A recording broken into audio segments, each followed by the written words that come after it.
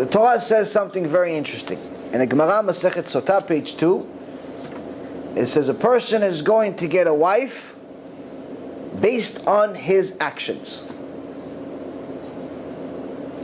Okay? What does this mean?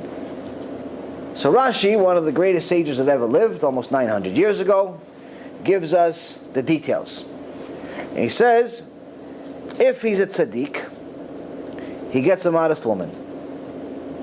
If he's a rasha, he gets a prostitute. What does one thing have to do with the other? Why can't a tzaddik get a tzaddiket? And why can't a wicked one get a wicked woman? This would make more sense. And it says no. If he's a tzaddik, he'll get a tzaddiket because he'll get a modest woman, because if she's modest, then she has much, much more likelihood of being righteous. But if she's not modest, there's 0% chance of her being righteous. Why? Because 60% of the responsibility of a woman is to be modest. Meaning that you can't pass the test of life without being modest. You have 100, you went to school, you take a test, there's 100, 0 to 100. And when I was still in school 20-something years ago, passing grade was 65. I don't know, maybe in today's generation it's like 12 because they want everyone to win. Third place also gets a trophy. The 30th place also gets a trophy in this generation. But whatever, let's say it's still 65. Everyone goes to the competition, everyone gets a trophy in this generation.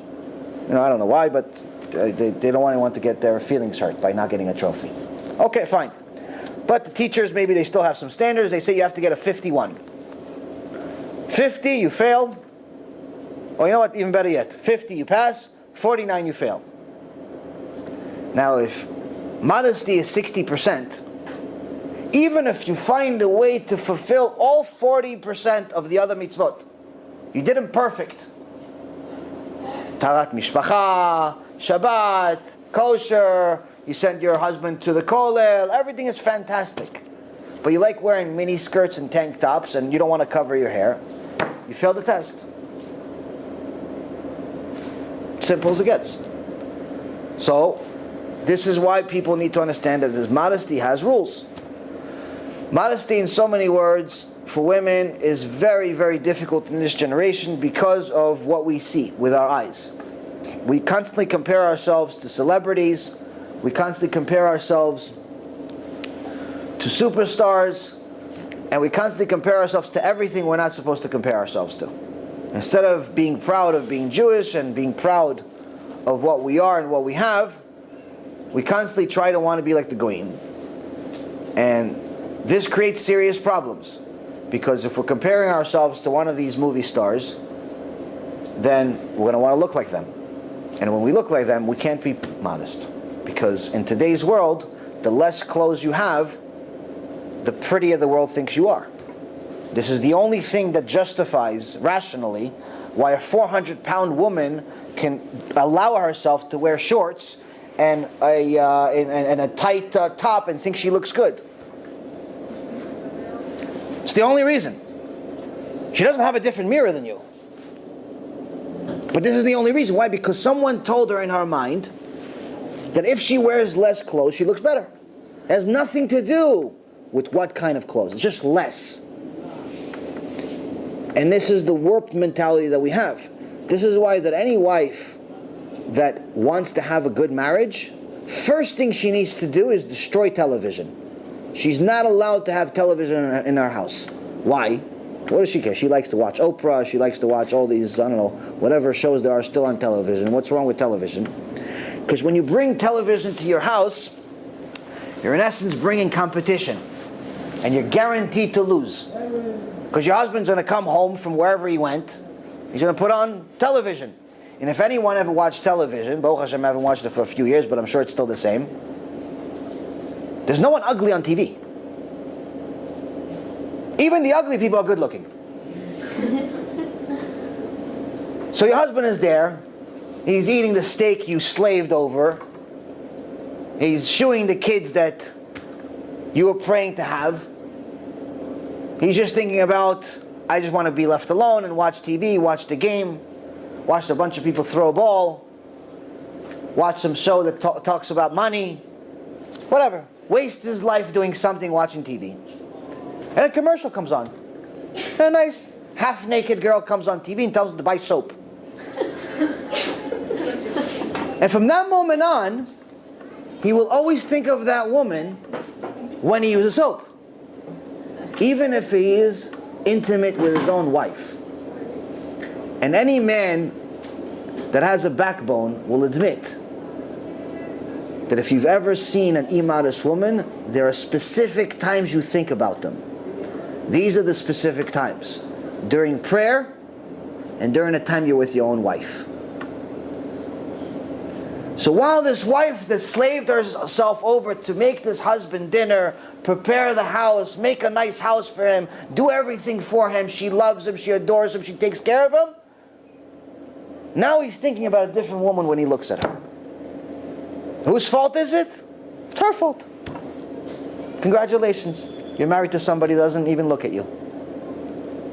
So when you bring a TV to your house, you're bringing competition. And you can't win. Why can't you win? Because on TV, she has makeup artists. She always looks at our best. In real life, the wife doesn't always look her best. She goes to sleep at some point. She puts on pajamas. She's not wearing her fancy gown like she did at the wedding. Maybe she wants to put on, I don't know, comfortable clothes. So now he looks at the, model on television. And he looks at his wife. And he looks at the model. And he looks at the wife. He's like, I can get her. Every guy thinks this. Every guy thinks he can get the girl on TV. And it creates an inner battle in him of whether he should stay even married, bichlal. And then when he goes outside, he starts looking for this girl, thinking he's going to find her. And she's in his mind all the time. Whose fault? Wife's fault. She allowed the enemy inside. So any wife that wants a good marriage, eliminate the competition first. Second thing is, beauty, only allow your husband to see it. If you're the type of woman that doesn't want to be modest, and you want to go and show Joey and Steve at the supermarket what your skin looks like, but then when your husband comes home, you're only wearing sweatpants and t-shirts, don't be surprised if he divorces you after 5 years. Outside to Joey, Steve, and Wilbur, you're looking at your best. Hi, how are you? Yes, thank you for putting my food in my cart with the 8-inch heels. And then your husband comes home, he sees Tisha B'Av. Looks like he just woke up. Who wants to get married to that? So, if you do the opposite, you don't necessarily need to look ugly when you go outside, but look extra special for your husband. And don't show the world the goods. Make sure he knows this is just for you. This is why, one of the many reasons why a Jewish woman is obligated to cover her hair with a scarf or a hat. Because a big part of a woman's beauty is her hair. This is a very big difficulty for women today. But I can tell you that when you do that, you are guaranteeing your husband that you are his. Why? Because he's the only one allowed to see it. When he's the only one allowed to see it, then you're the diamond that you really are. And I'll answer your question in a second. Then you're the diamond that you really are. How do we know? If, let's say, for example, any one of you struck it rich and found a $100 million diamond. $100 million diamond, doesn't necessarily need to be that big. Now, would you go in the middle of the street and throw it like a ball, like a baseball, to show it to the world?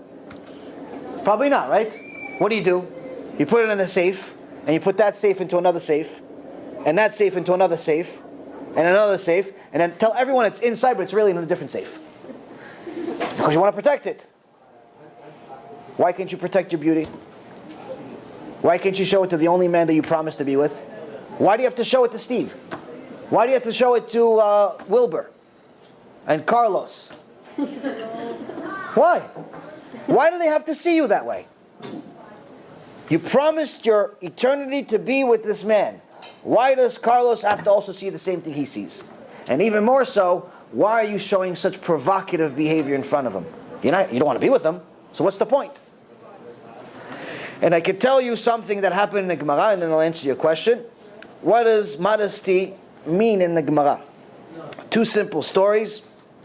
In the Gemara Masechet Brachot, it says if a man that's getting change, he paid for something from a woman, and she has to give him change, she gives him money back. You're allowed to do business with a woman, there's nothing wrong with it. But if he's getting change or giving her change slowly, specifically so he can use that time to look at her, and even if it's just his hands, even if it's just her hands, he can have the mitzvot in the Torah of Moshe Rabbeinu, and he would still have to go to Gehenom for that. That's what modesty means to Hashem. Why? Because she belongs to another. You thief, why are you looking at her? On the other hand, we have one of the greatest sages that ever lived, Rabbi Hanina, and he had a daughter. This is also in the Gemara, a story that happened. He had two daughters. One daughter was married to Rabbi Meir Bar Hanes, which every Sephardic mother knows because we have candles say Rabbi Meir Bar Hanes. And he had another daughter. Both of them were very, very righteous, obviously coming from a great family. But the second daughter, not the one that was married to Rabbi Meir, her name was Buria, second daughter, one day she was walking in the street, and she noticed that the Goyim were looking at her and they were complimenting her walking. She was modest, not like today's world. She's modest, 100% modest. But they liked the way she walked. Well, they whistled or something. So she started walking slower. Punishment? Shortly after, Hashem sent the Goyim to Rabbi Hanina's house and took her and sent her to a prostitution house. That was the punishment. But because obviously she prayed and she had some merits, Rabbi Meir was able to save her before she was ever touched by another man. But nonetheless, just walking in a sexy way in front of people that you're not supposed to do it is already considered a sin in Hashem's eyes. Our generation is so far from reality that we have no idea of this stuff. So this is why I tell you things that are serious, things that are for adults, because this is the type of stuff that's either going to build you and get you close to Hashem, get you towards happiness, get you towards the greatest place in the world, or otherwise. But at least now you know. What's the question?